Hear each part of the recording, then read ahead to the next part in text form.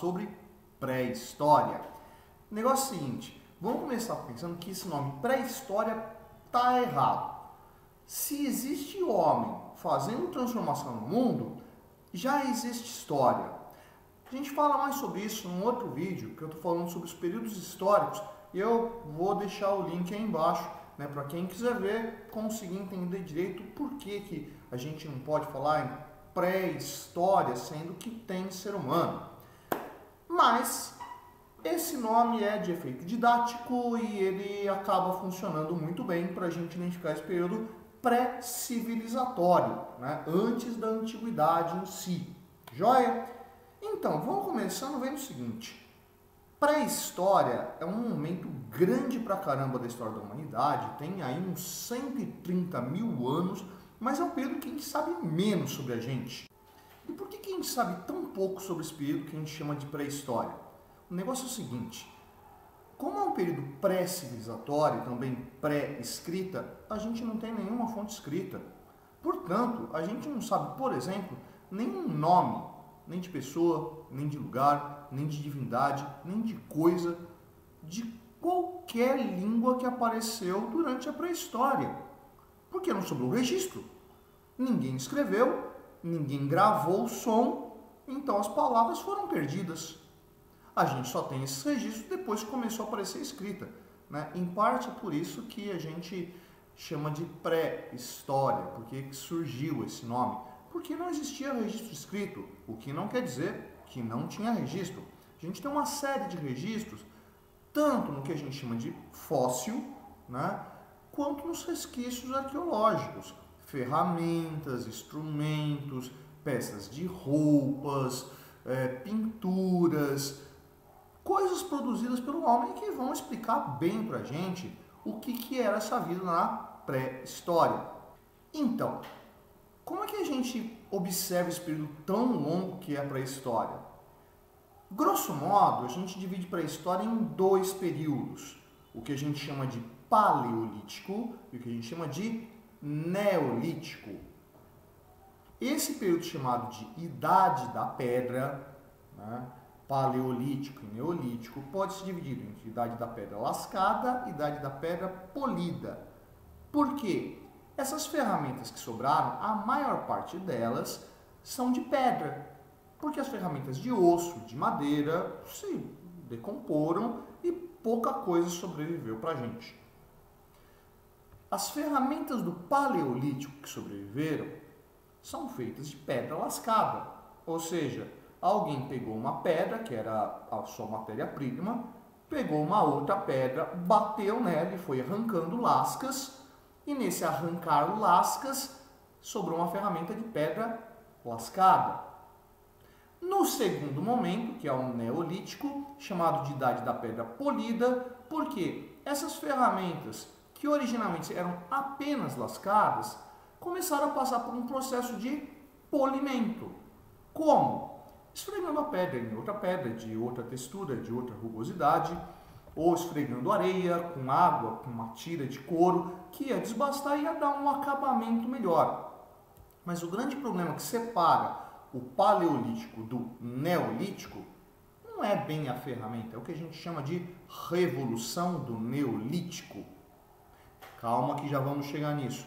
Primeiro vamos entender o que era o Paleolítico para poder chegar na Revolução do Neolítico. Vamos começando então pelo Paleolítico.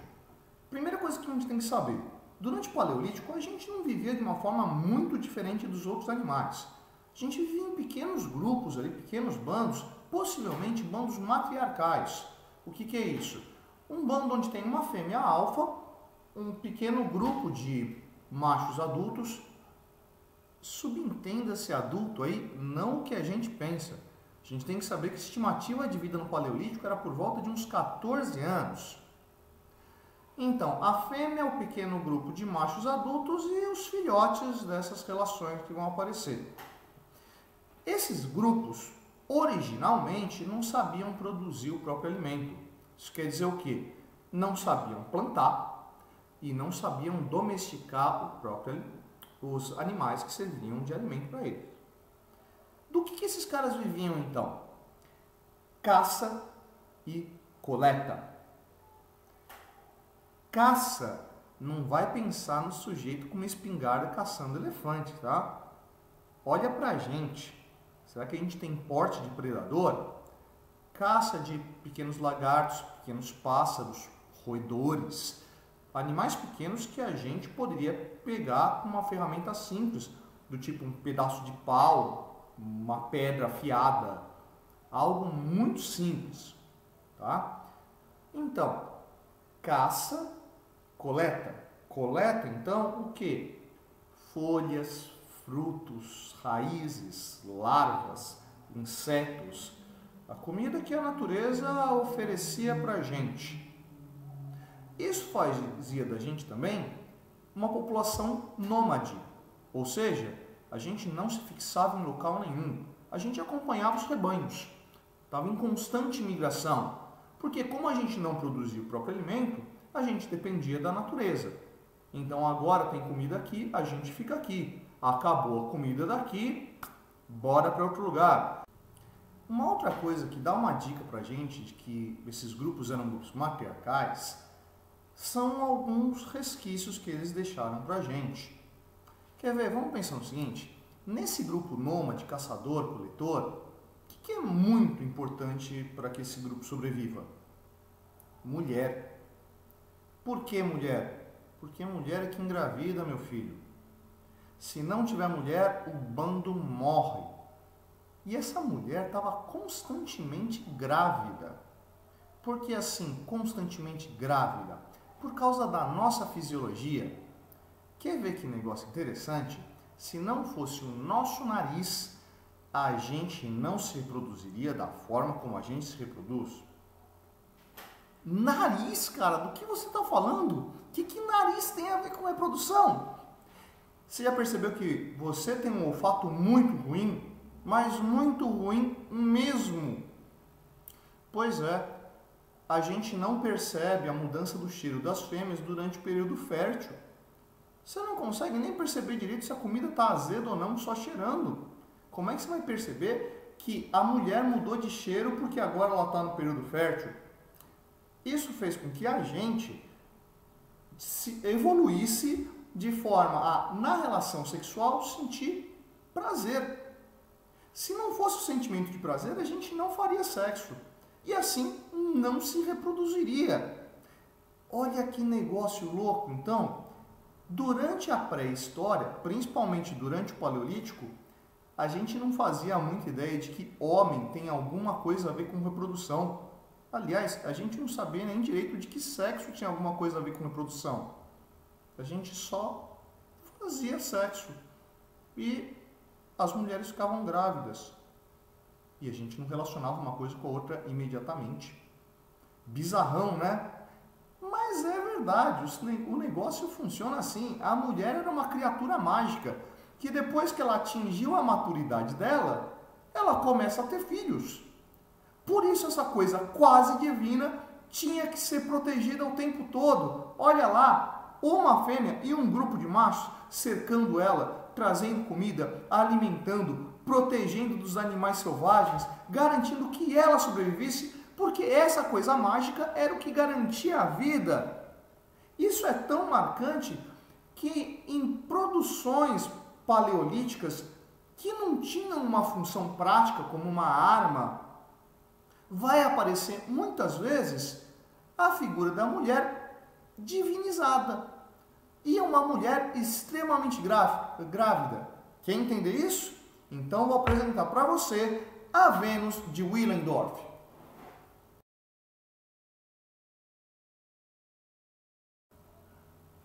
Pá, meu, você vê esse negócio? que é pouco menor do que um dedo, é um símbolo divino da mulher. Você vai dizer que aquela coisa parece uma mulher? Pois é, a mulher exageradamente grávida, porque você imagina o seguinte, quando a mulher fica grávida, o que destaca nela? De cima para baixo, seio aumenta, aumenta a barriga, dilata o quadril. E olha aquela coisa, o que é aquela figurinha? É uma mulher grávida, sei lá, de octagêmeos. Mas é essa figura que importa. A mulher grávida era o símbolo da sobrevivência do bando. Por isso essa mulher era tão protegida, por isso ela era tão importante. Porque o que era importante era a sobrevivência do bando. Quando é que as coisas vão começar a mudar para esse homem pré-histórico? Começa a mudar quando rola o que a gente chama de Revolução do Neolítico. E o que é isso? Não é uma guerra, não é uma derrubada da Bastilha, não é uma revolução industrial, nada do gênero. Foi quando o homem descobriu como é que ele faz para domesticar planta e domesticar animal.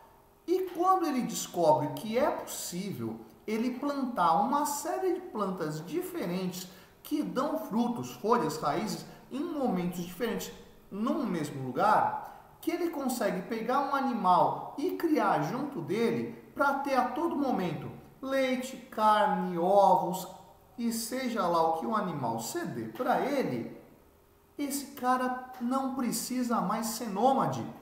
A gente começa a criar um processo de sedentarização. Essa é a revolução do Neolítico, meu nego. No momento que o cara aprende a produzir o próprio alimento e se sedentariza, ele deixa de ser caçador e coletor e deixa de ser nômade. Mudou tudo na vida desse cara. Mudou todo o sistema de sobrevivência. E mudou também o que era importante. Lembra, no Paleolítico, o que era importante era a mulher. E o que passa a ser importante no Neolítico? No Neolítico, o que passa a ser importante é a terra, o lugar onde ele planta, o lugar onde ele cria os animais. Porque se aparecer um outro bando tentando tomar o local onde ele está, ele não pode pegar a planta que ele plantou, colocar no ombro e levar embora. A terra passa a ser importante. E nisso mudou todo o pensamento do homem pré-histórico. Quer ver outra coisa muito legal do Neolítico? Quando o sujeito não precisou mais ser nômade, ele conseguiu se fixar num local só, ele passou a ter muito tempo livre. Porque ele não precisava ficar caminhando de um lado para o outro. E quando ele começou a ter tempo livre e conseguiu observar o território à sua volta, ele conseguiu inventar mais coisas. Olha que maravilha que é o ócio, meu nego. No ócio você consegue entender como é que o mundo funciona e consegue alterar ele à sua volta. Portanto, se você está agora olhando esse vídeo no YouTube e sua mãe está reclamando, moleque, sai disso aí, vai fazer alguma coisa de útil, responda para ela, estou no meu ócio criativo, estou aprendendo coisas novas sobre o Neolítico e sobre a importância do ócio. Já dizia Aristóteles, só é possível filosofar no ócio. Os homens com tempo livre, quando começaram a observar o mundo à sua volta, conseguiram criar coisas incríveis que até então eles não faziam nem ideia de que era possível. Pô, você não está exagerando não, Fábio? Ficar falando que esses caras produziam coisas incríveis, ó, que alta tecnologia é essa que pode ter surgido na pré-história? Você acha que não? Vou te dar um exemplo agora. Já ouviu falar de uma construção que a gente chama de obra megalítica, mega, grande, litos, pedra, ou seja, uma obra com uns pedrão gigantesco, né, chamada Stonehenge. Não tem nada a ver com um disco voador, homenzinho verde de outro planeta. Não, isso foi feito pela gente mesmo. Homo sapiens sapiens, foi feito pela humanidade. Não tem nada a ver com algo construído por uma civilização superior. Isso é nosso. E isso é pré-histórico. Isso é neolítico. Tá, para que servia aquele bando de pedra gigantesca formando círculos concêntricos? Qual a utilidade dessa pega aí? Já te explico, meu amigo. Aquilo lá era um calendário. Calendário? Como assim? Olha a genialidade do ócio criativo. Aqueles homens que estavam vivendo na Inglaterra, no Neolítico, vão perceber o seguinte: o Sol não nasce no mesmo lugar durante o ano inteiro. E o ano é uma estrutura cíclica, ou seja, num determinado momento estamos com dias quentes, dias mais chuvosos e vamos chamar essa coisa de verão, né? Passa um tempo, o período da luz do dia começa a ficar um pouco mais curto, as noites vão ficando mais longas, as noites vão ficando mais frias, vamos chamar isso de outono. Depois vem um outro momento onde está um frio da pega, uma noite longa, um dia curto, vamos chamar essa coisa de inferno. Não, melhor, inverno. E depois de um tempo os dias voltam a ficar um pouquinho maiores, tudo brota, a natureza renasce, vamos chamar esse momento de primavera e logo vem o verão de novo. Está todo um ciclo constante? Sempre isso se repete? Pois é, o homem do Neolítico já sabia disso, já sabia isso desde o Paleolítico. Aliás, já devia saber isso desde antes de ser Homo sapiens sapiens. Afinal de contas, a nossa vida é de mais de um ano, não é? Pois é, esses homens do Neolítico que estavam vivendo ali no sul da Inglaterra vão começar a perceber que o Sol se movimenta no transcorrer do ano. E olha que coisa incrível, o Sol projeta sombras. Olha que coisa incrível que acontece quando você tem tempo útil. Imagina um homem pré-histórico lá na Inglaterra, sentado em cima de uma pedra, observando o nascer do sol, e ele começa a pensar: olha, há uns 20 dias atrás, o sol estava nascendo do lado daquela montanha à minha esquerda. Hoje, o sol está nascendo entre aquela montanha à minha esquerda e a montanha à minha direita. Como é que será que vai estar isso daqui a uns 20 dias? E ele voltava dali uns 20 dias e falava: olha só, o sol está nascendo atrás da montanha à minha direita. Que incrível! Será que algum dia ele vai voltar para o centro e depois para a montanha à esquerda? Mano do céu, quanto tempo ocioso esse cara tinha. Tinha mesmo, né? A ponto de conseguir perceber que o sol muda de posição e projeta sombras em locais diferentes. Ou você acha que Stonehenge não teve uma maquete, não teve um projeto inicial? Já pensou a dificuldade de juntar uma galera para trazer pedra de longe pra caramba, arrastar aquele local, conseguir colocar ela em pé para esperar o sol bater naquele negócio e falar: devia estar uns 2 palmos um pouco mais para a esquerda. Mano, você tá ficando louco. Vai ter que mudar todo o projeto? Pois é, olha só, alta tecnologia neolítica.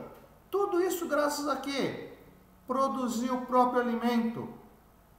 Não precisar ficar migrando de um lado para o outro. Virar sedentário. Você achava que sedentário era só aquele cara que é gordo pra caramba e não levanta nem para alcançar o controle remoto? Não! Ser sedentário é uma maravilha da civilização pré-história neolítica! E aí, curtiu o vídeo de hoje? Aprendeu mais uma? Descobriu que o homem pré-histórico não é só um cara com uma clava acertando um coati?